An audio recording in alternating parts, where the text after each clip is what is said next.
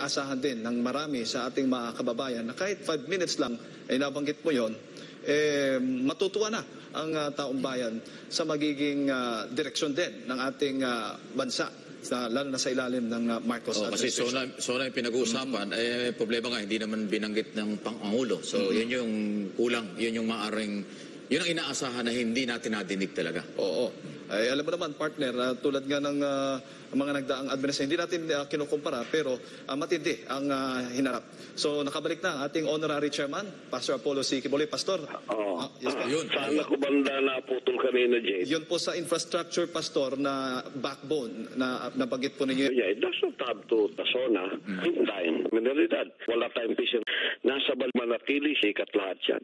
Tinatabasan sa mga sinabi noon niya, wala sa kahit saan. Siya ay talaga gagawa mo. Ayok. Doon ho sa issue naman ng ng food security. Oo nga, aanihin mo yung tinoder. Ang bago mahina tayo doon banda. Maliwala lahat. Kailangan yun lahat sa balikat ng nitong yung tatlong issue po na inyong binanggit, itong insurhensya, ng NTFL cut, tuloy natin. Laban, ano pa. Ito yung malalaki. Kami pong salamat sa mga sinabi mo. Ako po ay 15 years na dito sa SMNI. Ako po ay nagpapasalamat sa pagkakataon, tiwala na ipinagkaloob niyo sa akin. At akin pong pinasasalamatan, magiging habang buhay, na akin pong pinasasalamatan yan.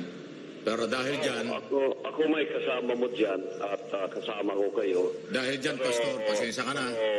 Ito na po yung aking last day dito sa SMNI. Maraming salamat po sa inyo, as chairman, sa lahat ng mga viewers, lalo na sa Nation sa lahat po ng ating mga nanonood. Marami pong salamat. Bye-bye po. Alright. Maraming salamat po, Pastor, sa inyong pong oras at panahon sa umagang ito. Alright. Maraming salamat po, Pastor, sa inyong pong pagkakataon. Maraming salamat po na kayo po aming nakasama sa mga oras na ito. Ayan po ang ating honorary chairman, Pastor Apollo C. Kibuloy, mga kapartners. At narinig natin yung tatlong mahalagang topiko na nais niya. Itong laban natin sa insurhensya, korupsyon at illegal na droga. At hindi po ibig sabihin